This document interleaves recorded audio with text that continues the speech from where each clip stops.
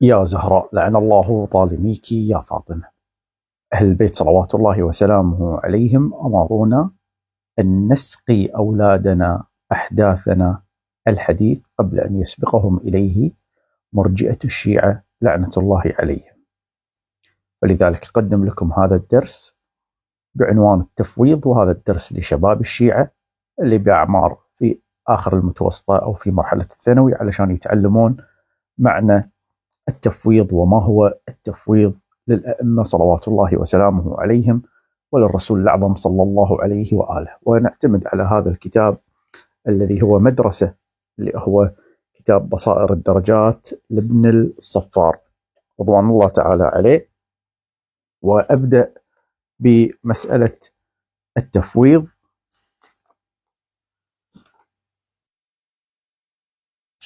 عندنا احنا أن الله سبحانه وتعالى هو المشرع، الله هو الذي يعطينا التشريع، وهناك أيضا رسول الله صلى الله عليه وآله. الله سبحانه وتعالى خلاه هو أيضا يفعل ذلك.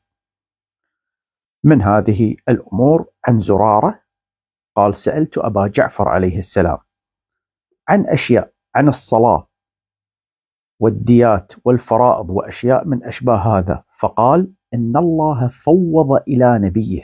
إذن الله سبحانه وتعالى فوضه. شايف الحين المحكمة أعطيك تفويض مثلا، وفوضك أن تقوم مقامي، وفوضك أنك توقع بدالي، وفوضك أنك تتكلم مكاني. الله فوض نبيه صلى الله عليه وآله، لأن نحن نعتقد أن النبي لا يفعل، مشيئته هي مشيئة الله تعالى، وكذلك أئمتنا صلوات الله وسلامه عليهم. إذا شئنا شاء الله، وإذا شاء الله شئنا. فالله سبحانه وتعالى فوض إلى النبي صلى الله عليه وآله. ليش الله سبحانه وتعالى فوض له؟ الرواية هذه تجاوبنا. عن زرارة قال: سمعت أبا جعفر عليه السلام، أي الإمام الباقر صلوات الله وسلامه عليه. أبي جعفر هنا الإمام الباقر عليه السلام.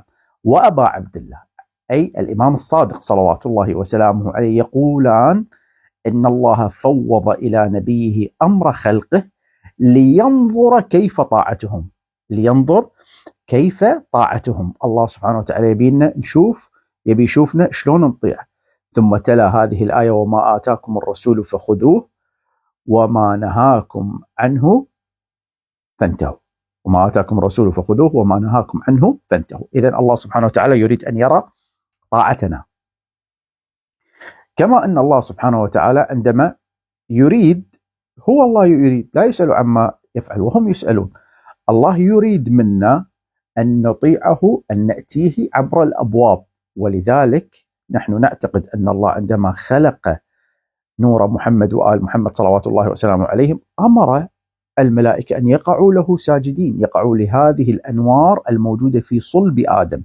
عندما خلق آدم وأودع هذه الأنوار فيه، نور محمد وآل محمد صلوات الله وسلامه عليهم، أمر الملائكة بالسجود. إبليس رفض وقال: أنا أبي أسجد لله مباشرة، كما يفعل مثلا النواصب، كما يفعل مثلا المقصرة لعنة الله عليهم، عندما يقولون أننا نريد أن نتوجه إلى الله مباشرة. هذا الشيء لا يجوز في عقيدتنا.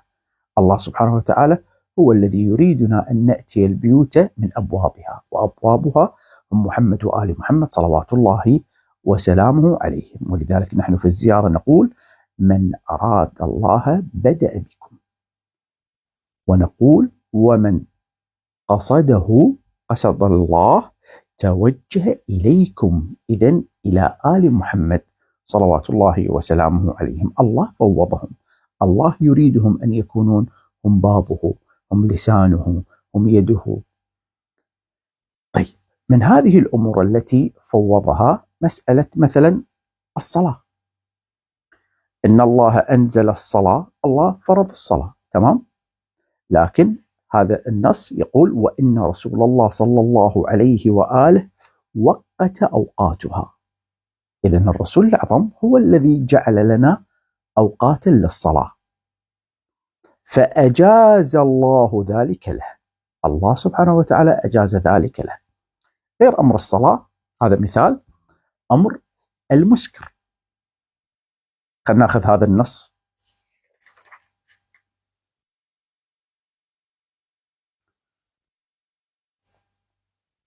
عن عبد الله بن سنان عن أبي عبد الله عليه السلام قال: قلت له: كيف كان يصنع أمير المؤمنين بشارب الخمر؟ يعني عبد الله بن سنان هذا الصحابي يسأل الإمام الصادق صلوات الله وسلامه عليه إن شنو كان يعاقب أمير المؤمنين الذي يشرب الخمر؟ قال: يحده. قلت: فإن عاد، يعني شرب مرة ثانية، يحد الحد اللي هو مثلا الضرب، أو شنو الحد اللي موجود مثلا كان أمير المؤمنين يفعله مثلا. فإن عاد، قال: يحده أيضا، يقيم عليه الحد، حد شارب الخمر،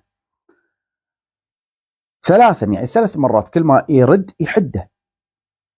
فإن عاد عقب الثالثة كان يقتله. قلت: فمن شرب الخمر كمن شرب المسكر؟ لأن أكو أشياء تسكر، أكو أشياء تؤدي إلى السكر. قال: سواء، اثنيناتهم واحد. فاستعظمت ذلك، يعني استغربت وقلت هذا شيء عجيب. فقال: لا تستعظم ذلك، إن الله لما أدب نبيه ائتدب ففوض إليه، وأن الله حرم مكة، وأن رسول الله حرم المدينة جعلها مسجد حرام، فأجاز الله له ذلك، وأن الله حرم الخمر، وأن رسول الله حرم كل مسكر، فأجاز الله ذلك كله، وأن الله فرض الضرائب في الصلب، وأن رسول الله يطعم الجد فأجاز الله ذلك له، ثم قال: حرف وما حرف، من يطع الرسول فقد أطاع الله.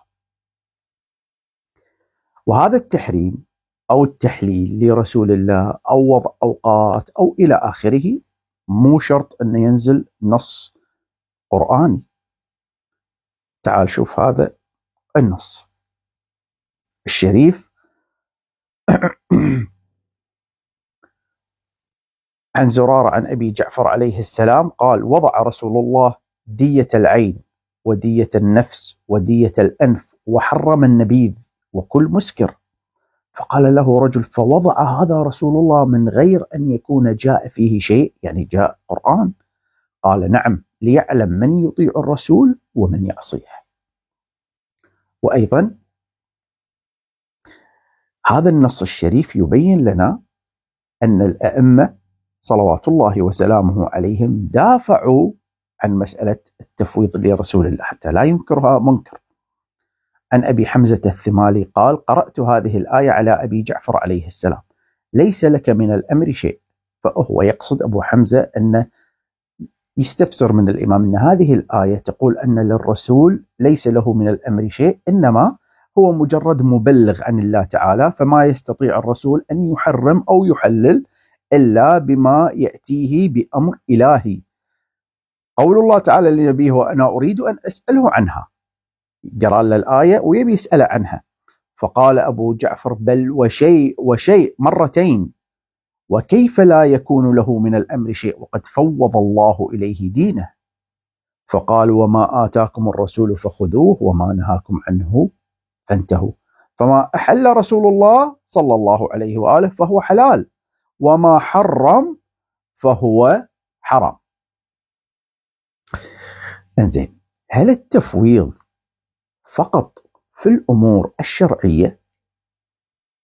هل التفويض في الأمور الشرعية من صلاة وصوم وكذا وكذا وكذا كما يعتقد البعض أنها ولاية تشريعية؟ لا، الجواب لا. التفويض في كل شيء. تعال شوف هذه الرواية.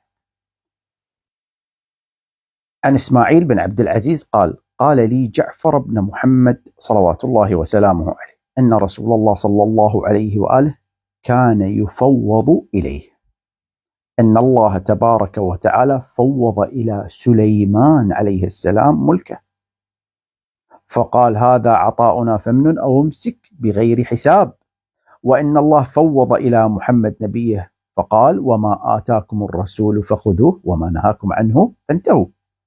وأن الله فقال رجل، كان رجل قاعد في المجلس لمن سمع هذا الكلام، فقال رجل: إنما كان رسول الله مفوضا إليه في الزرع والضرع، في الأمور الحيوانات والمواشي والزراعة والأحكام هذه. فلوى جعفر عنقه مغضبا، الإمام لف رقبته وهو معصب، فقال: في كل شيء والله، في كل شيء. إذن في كل شيء، هذا كما في الزيارة: وذل كل شيء لكم. فالتفويض لا يقف عند مسألة التشريع، إنما التشريع والتكوين. ولذلك أحد المعممين، لأن دين المعممين هو دين المرجئة، والذي نريد نحن أن ننقذكم من هذا الدين موجود على اليوتيوب، تقدرون تشوفونه، أن هو يقول أن أنا سألت إسحاق الفياض، وإسحاق الفياض يعتبر الثاني، الرجل الثاني، يعني السيستاني يعتبر الرجل الأول، الرجل الثاني، زين، بعد السيستاني، ويحول عليه بعض الأحكام اللي يكون فيها احتياط يحولها عليه. فيقول أن سمع إسحاق الفياض ينفي الولاية التشريعية للسيدة الزهراء صلوات الله وسلامه عليها. إذا أنت الحين تروح إلى مقطع راح إذا تكتب رأي الشيخ الفياض بالولاية التشريعية للزهراء أو الفياض، مقطع صغير مدته 28 ثانية: الفياض ليس للزهراء عليها السلام ولاية تشريعية. ممكن أنك أنت تشوف الشيخ الفياض حفظه الله سؤالا واضحا وصريحا: هل للسيدة الزهراء ولاية تشريعية؟ فأجابني بنص الكلمة: نحن لم نعطي الولاية التشريعية لأبيها حتى نعطيها هي. طبعا هذا أنا سمعته منه مباشرة. فإذا مبنى الشيخ الفياض أنه لا توجد ولاية تشريعية لا لرسول الله ولا لأهل البيت عليهم السلام. هذا رأي الفياض، والفياض لم ينكر، ولا مكتب الفياض أنكر هذا الأمر. فإذا إذا أنت تسمع تبي تعتقد بعقيدة الفياض، الأمر راجع لك. لكن أنا قاعد أعلمك من خلال النصوص. الحين كم نص قرأت عليك وفي نصوص أنا ما قرأتها. الولاية التشريعية والتكوينية لرسول الله صلى الله عليه وسلم، وراح نأتي إلى ولاية الأئمة صلوات الله وسلامه عليهم، وشفنا أن دين المراجع يقول أن الولاية التشريعية ليست للزهراء صلوات الله وسلامه عليها، كما جاء عن هذا الشيخ يتكلم عن إسحاق الفياض. حتى في كتب المخالفين هناك ذكر للولاية التشريعية والتكوينية. في مناقب الخوارزمي، وهو من أهل الخلاف، عن جابر قال: قال رسول الله صلى الله عليه وآله: إن الله لما خلق السماوات والأرض دعاهن فأجبنه، فعرض عليهن نبوتي وولاية علي بن أبي طالب فقبلتاهما. السماوات والأرض قبلوا ولاية أمير المؤمنين ونبوة النبي الأعظم، ثم خلق الخلق وفوض إلينا أمر الدين، فالسعيد من سعد بنا والشقي من شقي بنا، نحن المحللون لحلاله والمحرمون لحرامه. واسمع هذا النص من كتبنا ومصادرنا عن محمد بن سنان، هذا اللي يضعفون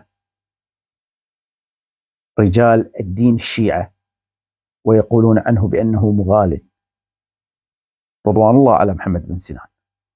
قال محمد بن سنان يقول: كنت عند أبي جعفر عليه السلام فذكرت اختلاف الشيعة، فقال جاوبني: إن الله لم يزل فردا متفردا في الوحدانية، ثم خلق الأئمة الثلاثة محمدا وعليا وفاطمة، والتفويض إلى فاطمة ردا على الفياض.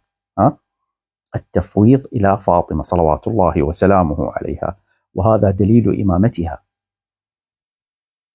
ثم خلق محمدا وعليا وفاطمة عليهم السلام فمكثوا 1000 دهر، ثم خلق الأشياء وأشهدهم خلقها وأجرى طاعتهم عليها وجعل فيهم ما شاء، يعني أجرى طاعتهم عليها أو وأجرى عليها طاعتهم عفوا، وجعل فيهم ما شاء وفوض أمر الأشياء إليهم في الحكم والتصرف والإرشاد والأمر والنهي في الخلق، لأنهم الولاة فلهم الأمر والولاية والهداية، فهم أبوابه ونوابه وحجابه، يحللون ما شاء ويحرمون ما شاء، إذا شاء الله شئنا. خلق الله المشيئة بنفسها وخلق الأشياء بالمشيئة، والمشيئة هم آل محمد صلوات الله وسلامه عليهم. ولا يفعلون إلا ما شاء الله، عباد مكرمون لا يسبقونه بالقول وهم بأمره يعملون.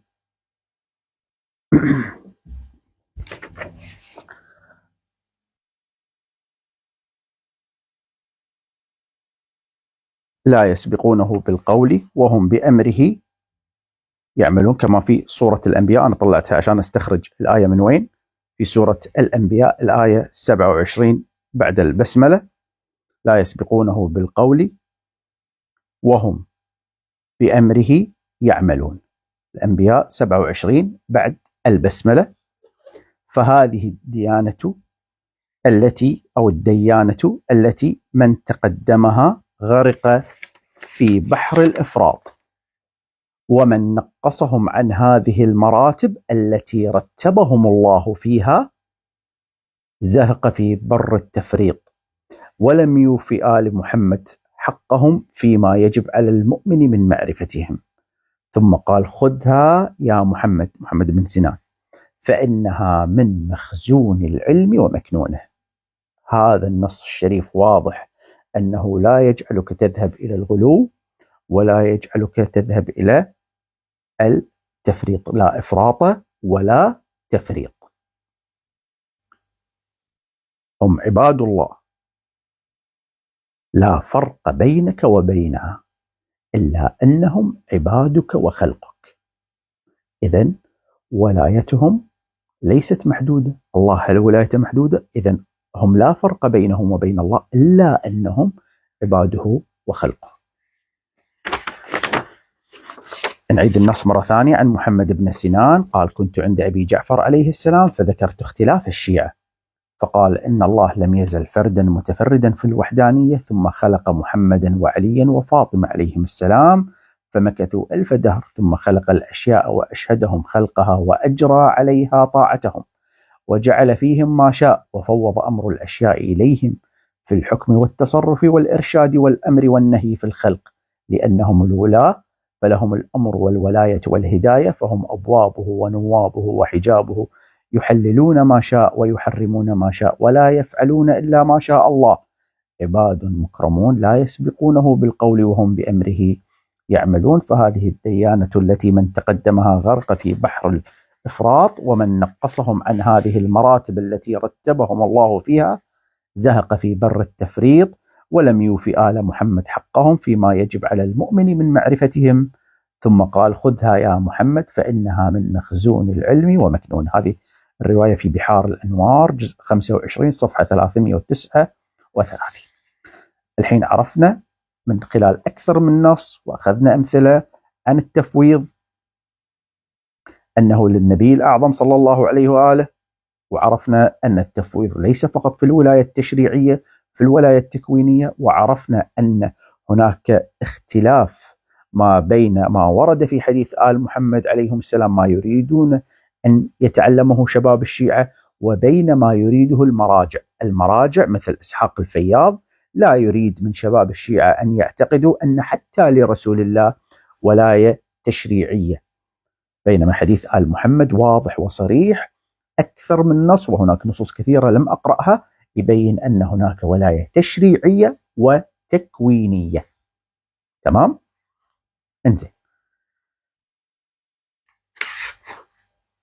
الحين ثبتنا لرسول الله، إن شاء الله تكونون معاي. الحين نروح إلى أن هذه الولاية أو هذا التفويض أيضا للأئمة صلوات الله وسلامه عليهم. عن موسى بن أشيم قال: دخلت على أبي عبد الله عليه السلام، دخل على الإمام الصادق صلوات الله وسلامه عليه، فسألت عن مسألة فقهية عقائدية، فأجابني، جاوبني بجواب. فبين أنا جالس أثناء جلوسي إذ جاءه رجل فسأل عنها بعينها، سأل عن نفس مسألتي، فأجابه بخلاف ما أجابني، جواب ثاني، إجابتي ألف، إجابة هذا باء. ثم جاء آخر فسأله عنها بعينها، فأجابه بخلاف ما أجابني وأجاب صاحبي، صار في ألف باء جيم. ففزعت من ذلك وعظم علي، استغربت شلون إمام يعطي 3 إجابات. فلما خرج القوم طلعوا من غير ما أقول له، الإمام بروحه طالعني وقال لي: يا ابن أشيم كأنك جزعت، أنت استغربت أن أعطيت 3 إجابات؟ قلت: جعلني الله فداك، إنما جزعت من 3 أقاويل في مسألة واحدة، جوابها مو جواب واحد، ألف باء جيم صار فيها. فقال: يا ابن أشيم إن الله فوض إلى داود عليه السلام أمر ملك، فقال: هذا عطاؤنا فمن أو امسك بغير حساب، وفوض إلى محمد أمر دينه، فقال: وما آتاكم الرسول فخذوه وما نهاكم عنه فانتهوا. نلاحظ أن القرآن مثل هذه الآية يثبت التفويض لرسول الله التي لا يريدها إسحاق الفياض. وانتم يا شباب الشيعة كيفكم؟ أنا قاعد أقول لكم قرآن وحديث وزيارة ودعاء، كل هذا يكون توافق، وهناك قول مرجع، أنت تبي تأخذ بهذه الأشياء ولا تأخذ بقول المرجع براحتك. فإن الله تبارك وتعالى فوض إلى الأئمة منا وإلينا ما فوض إلى محمد صلى الله عليه وآله، فلا تجزع.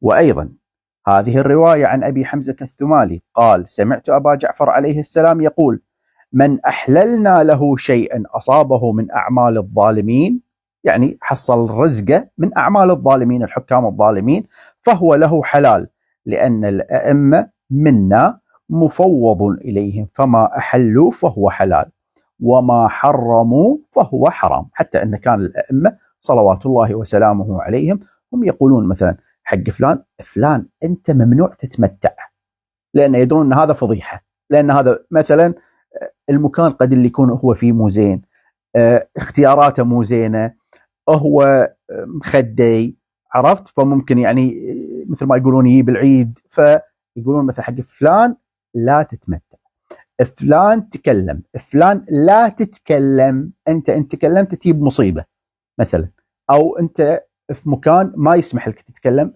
ظروفك تختلف عن اخوك اللي سمحنا له يتكلم. والائمه مو شرط كل شيء يبينون لك، يعني مو شرط الامام يعطيك تفصيل ليش ما ليش، في اشياء مو لازم، خلاص انت تلتزم. الامام قال لك هني سو، هني لا تسوي، فلان يسوي، فلان ما يسوي، هو امام. تمام؟ انزين، بعد هني نشوف هذا النص ايضا اللي يبين ان التفويض ليس فقط لرسول الله كما اثبتنا، انما ايضا لآل محمد صلوات الله وسلامه عليهم. عن محمد بن سنان قال: قال أبو عبد الله عليه السلام: لا والله ما فوض الله إلى أحد من خلقه إلا إلى رسول الله وإلى الأئمة صلوات الله وسلامه عليهم. فقال: إنا أنزلنا إليك الكتاب بالحق لتحكم بين الناس، إلى آخر الآية، وهي جارية في الأوصياء. طبعا هني نلاحظ أنه فوض إلى رسول الله والأئمة، وإحنا قرأنا في هذا النص أن الله لم يزل فردا متفردا في الوحدانية، ثم خلق محمدا وعليا وفاطمة، وهذه من أدلة إمامة فاطمة صلوات الله وسلامه عليها. الأئمة صلوات الله وسلامه عليهم، هذا الموضوع مهم جدا لشباب الشيعة، فكان قاعدين يدربون شباب الشيعة أن إذا أنتم جيتوا إلى عصر الظهور الشريف هناك أيضا تفويض للإمام صلوات الله وسلامه عليه، فانتبهوا.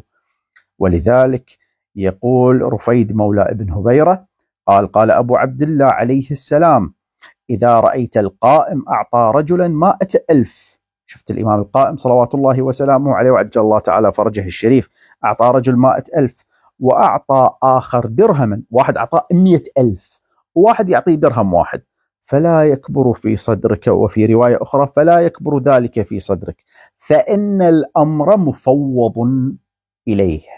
فإن الأمر مفوض إلى الإمام صلوات الله وسلامه عليه. أتمنى أني أكون فتكم في هذا الموضوع. أتمنى شباب الشيعة أو الكبار من الشيعة اللي الحين قاعد يسمعوني ينشرون هذا الموضوع لشباب الشيعة، لينقذوا شباب الشيعة من فكر إسحاق الفياض الذي ينفي التفويض لرسول الله صلى الله عليه وآله، ينفي الولاية التشريعية. فأكيد طبعا اللي أكبر منها اللي هي الولاية التكوينية أيضا يرفضها.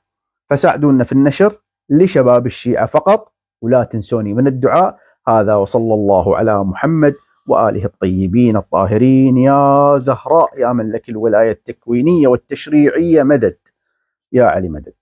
نسألكم الدعاء.